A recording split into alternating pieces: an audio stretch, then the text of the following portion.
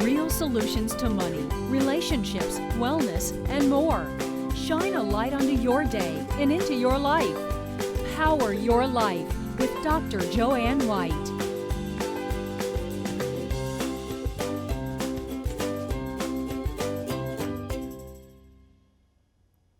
Welcome to Power Your Life. I'm Joanne White, your host. And the term transgender has recently come to the forefront of our society. Nearly 1 million people in the U.S. identify as transgender, yet most of us know little about it. Yet strides have been made, from legal wins, making it easier for transgender people to find jobs, to health care, but so much more needs to be done. On today's show, I'll introduce you to some incredibly courageous people who've embraced their true identity. My first guest is a former United States Navy SEAL who received many awards, from a Purple Heart to a Bronze Star and more. She gained public attention in 2013 when she came out as a transgender. Welcome via Skype, Kristen Beck. Thank you. I'm fine. Great. So tell us, what does it mean to be transgender? Well, and you mentioned it's just recently in the forefront in the American eye, but this is something that's thousands and thousands of years old. I mean, we've been here forever, Right. but most of us just hide. We hide our feelings, we hide our identity, we hide what our gender is. And I think that gender is made up of a lot more than just male or female. Gender is something that goes across a very wide spectrum. And I'm just part of that wider spectrum, where I'm kind of more into the gray area between male and female. You know, and I think that's so important what you said, because people have had to hide because of public opinion and really a lot of misunderstanding. You've done so much in terms of serving for 20 years. How has that prepared you for what you're doing today? Well, hiding for over 40 years was it's painful sometimes, and I think it's a wonderful thing to see these young kids being able to grow up in a very accepting and supportive family. But myself, just being in the military, it definitely gave me some special armor as far as emotions and a mental toughness. But it's still, no one's prepared for some of the social pressure and stigma attached to someone who is different. And all the difference is, it's not that much. And the prejudice and bigotry is based upon fear, and a fear of the unknown, but it doesn't have to be unknown. There's so much information out there and so many people who you can speak with to alleviate these fears that people have. We're just regular people and want to live a regular life and just be accepted as just people. I'm not asking for a lot, but the information is there. If somebody spends a little bit of time, you can figure out what's going on, and then you can alleviate those unknowns and those fears. Just educate yourself a little bit, and you'll find that I'm not any different than you are. You know, I'm glad you said education, because again, there's so much misunderstanding, and if people would just take the time to learn about transgender, to learn about differences, and to really get into a place of acceptance, we'd all be in a really happier place. Talk a little bit about what's going on right now in Indiana and with religious freedom. What's your viewpoint about that? Well, religious freedom and freedoms for all Americans, and pretty much right down to every freedom and personal liberty that every American has, is because of the military and what I did for 20 years, defending that freedom and fighting for all of us to have equal opportunity and individual liberties. Now, the freedom of religion is already protected in the First Amendment, right. And there's a lot of things right now going on that I think is overstepping some of those boundaries. I think that they're saying that their freedom is more important to the other people's freedom. That's not what I fought for, and that's not what we defend as Americans overall. And I think that we need to take a real hard look at this and you can't overstep those boundaries, that you are not better than someone else, or you don't deserve more freedom than someone else. And I think we have to take a hard look at that. And much of this debate going on right now between all these other states is based on fear. Just like I was talking earlier about, was about education, about really taking a look at it. These laws that are being proposed are targeting individual groups, and that's not what America is based upon. You know, it's really important. You're right. We're based upon free speech and liberty for everybody, despite religion, gender, color, and so it's very important. And you've been a civil rights activist for some time. When you were a Navy SEAL, and Did you ever feel that you didn't belong, Kristen? So I mean, that's one of those things that I always belonged in the Navy SEALs. I was always there in the Brotherhood, and it was very great treatment. But then as soon as I came out as transgender, the things would change a little bit, and there was a lot of people were unsure. They didn't understand, which is okay. You don't have to understand, but to have respect, that's all I was really asking for. And my SEAL team brothers, they respect me for who I am. They might not understand, but they respect me. And so now I'm still a part of that group, and I still feel like I'm part of that brotherhood. Respect is key. Now, speaking of respect, you're actually running for Congress against an opponent in Maryland. What makes you different from your opponent? Well, my opponent is Steny Hoyer in Maryland's 5th District. He's been in office since 1976. Wow. He's a professional politician. He's been in that seat in Congress for over 30 years. He's a professional politician.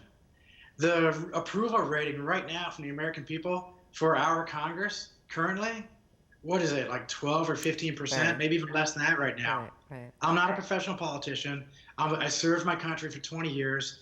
I'm one of the people. I've had businesses, small businesses, who are successful, and some of my businesses have failed. I've been unemployed. I've been living paycheck to paycheck. I've gone through the things that we, the people, go through. I don't think he has for 4 decades.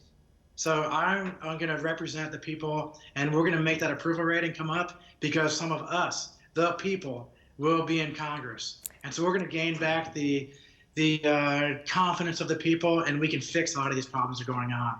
And you know what, Kristen, I believe you will. Thanks so much for being a part of Power Your Life, and I wish you the best of luck. Thank you very much. Still ahead, advice for parents of transgender children.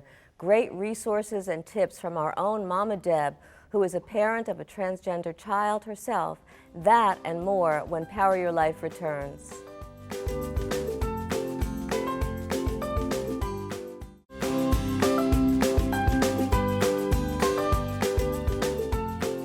Welcome back. Many would say that it feels normal and natural for many girls to be female and for many boys to be male.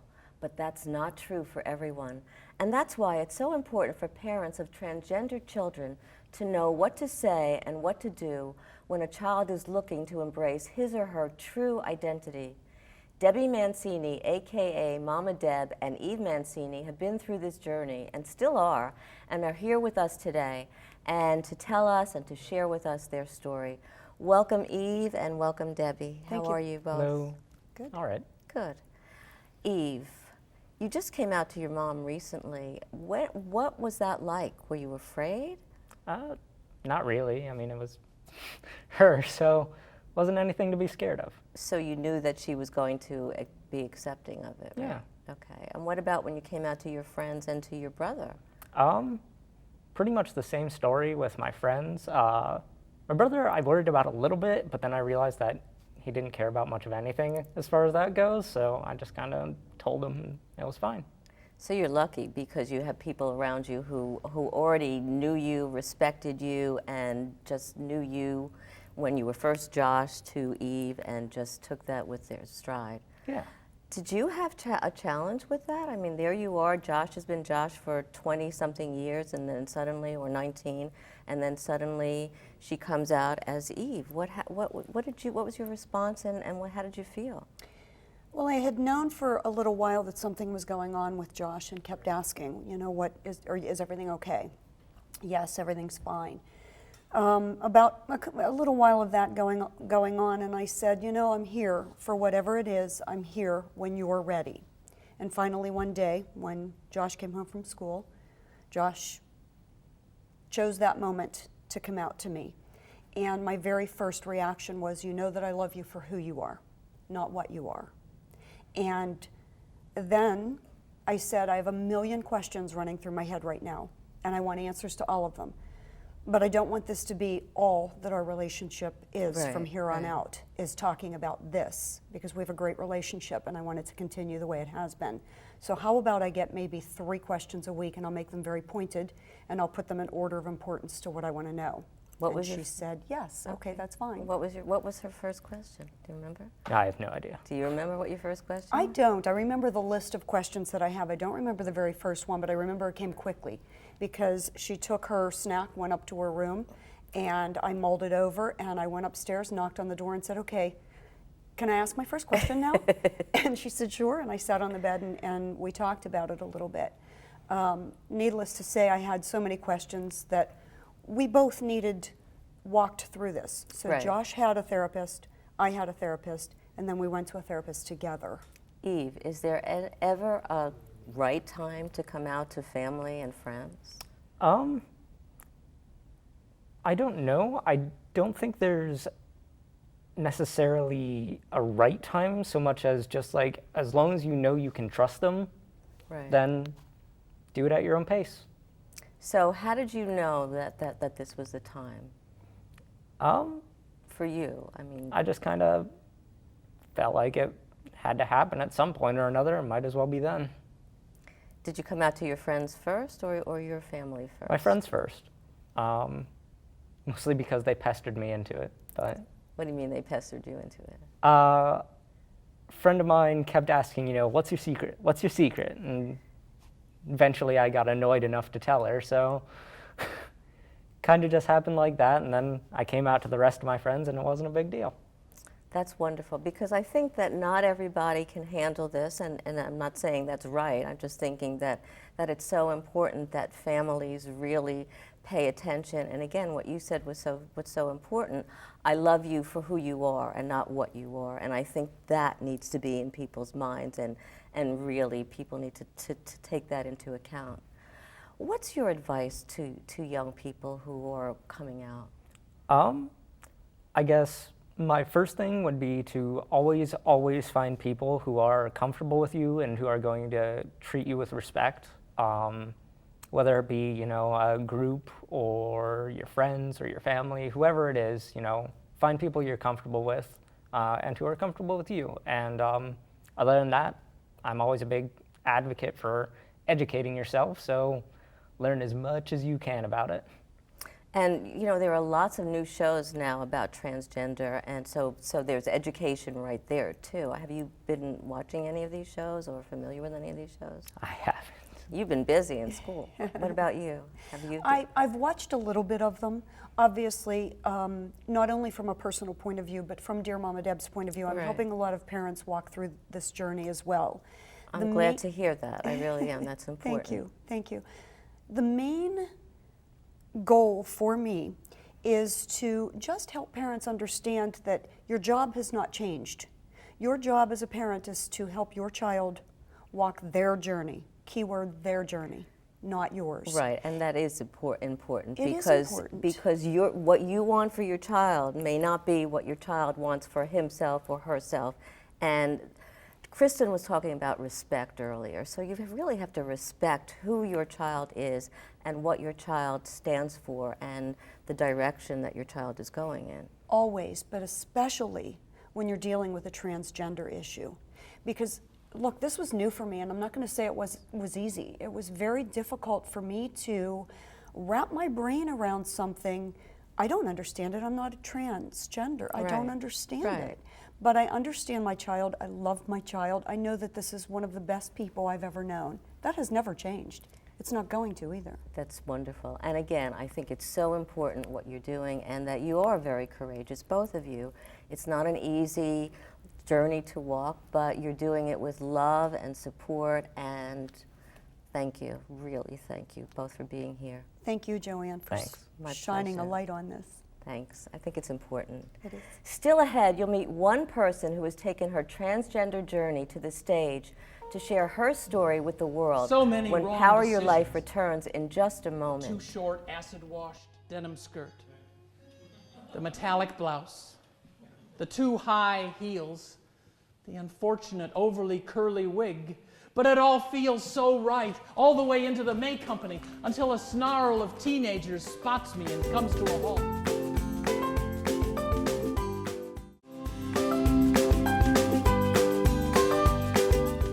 My next guest is a playwright, actor, theater critic, poet, and journalist from Cleveland who's taken her powerful journey of transforming into her true self to the stage in a one-woman play called Exact Change. Welcome via Skype, Christine Howie. How are you, Christine? I'm great, Joanne. Thanks for having me on your program. Oh, it's my pleasure. You know, we showed a clip of Exact Change, and I was telling you beforehand, every time I watch it, my eyes fill up with tears. It's so very powerful and poignant, really. So what was it like actually coming out as transgender in midlife? Well, it was difficult because I was successful as a man, and I had a good job and paid good money. And so everything was in place. You know, my whole life was in place at 45 years old. I actually started the transition at 42 or so because I needed some work, but it was difficult. It was difficult for my family and for friends and for me because I had to readjust almost everything in my life. And you talk about work. How is work coming out transgender? Is it difficult in terms of the work that you had before or making a living? Has that changed dramatically? Well, sure. I mean, I was terrified of it leading up to the transition. The day I transitioned on September 1st, 1990, and I was terrified that I wouldn't be able to earn a living. I just didn't know what would happen. As it turned out, I was fortunate. The people I was working with at that time invited me back in to start working on a project, and that was turned out good. But later on, when I left that company and was working for another company here in Northeast Ohio, I had just won I hadn't been with them long, for 2 or 3 months. I just won them a large account, a large national account, because I was a creative director of the agency. Mm-hmm. And when they after that, they found out I was transgender and fired me. Wow. So that's when it came home that yeah, there are certainly are consequences, and other people who've transitioned, of course, have had even more problems than I have. So after that, they fired you. What was your comeback, sort of? I mean, when did you actually come out with Exact Change, this incredibly powerful show? Well, that was happening about 20 years ago. Now it was only 3 years ago I started working on my play, because I had been an actor, and then I started writing poetry, and I decided to see if I could turn this into a show, and I really didn't know if I could turn 40 different poems into a show, but it looks like I have, and it's gotten extremely good response, and as you mentioned, and others have, audiences are very taken with it, touched by it, and fortunately it's quite funny, so that helps too. I think that's one of the ways it reaches out and grabs people, is because there's a lot of humor in it also.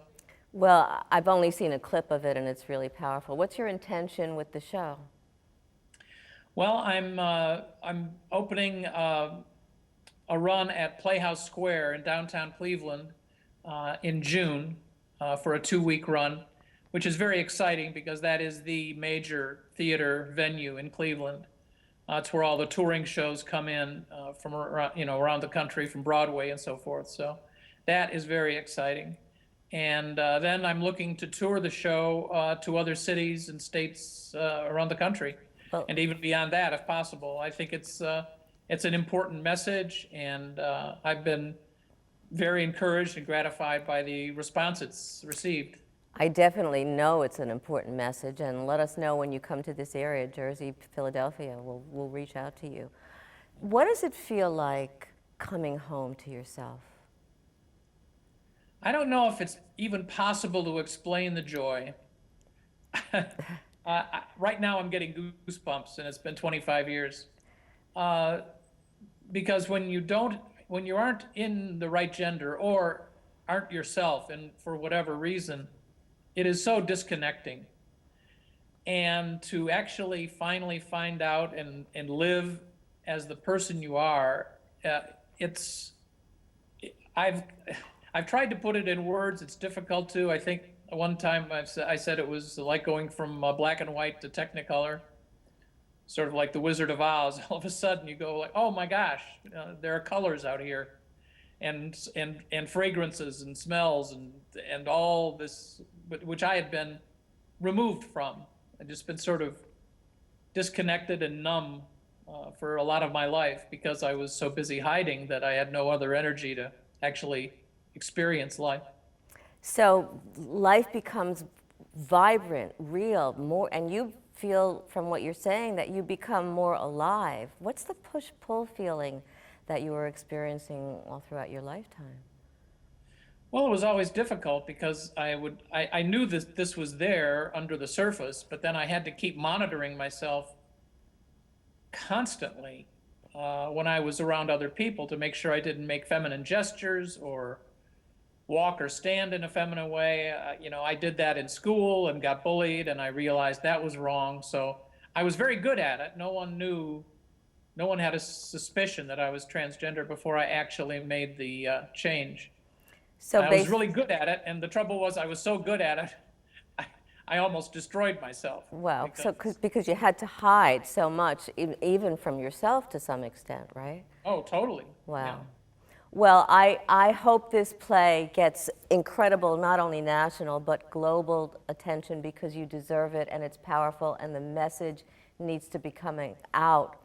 Thank you so much, Christine. Thank you, Joanne. I appreciate it. My pleasure. Power Your Life will be right back. Ahead, find out what's hot for next week.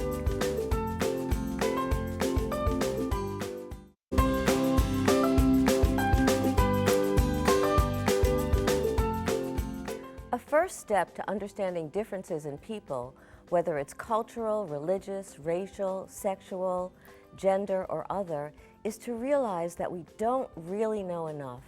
Yet we've already formed ideas, even opinions and myths that may not be accurate and can be demeaning and hurtful. What's really important is to examine our biases that may not be true and to decide to be open and to find out more. We need to suspend those judgments so that we can be in a place of empathy by trying to experience what it's like to be another person. Only then can we be in acceptance. And when we accept another person, we more fully accept and embrace who we are. Thanks for being with us today. Next time on Power Your Life, why are we so fascinated by royals? Find out about the modern spin on etiquette and some scoop on the royal show when we see you next time.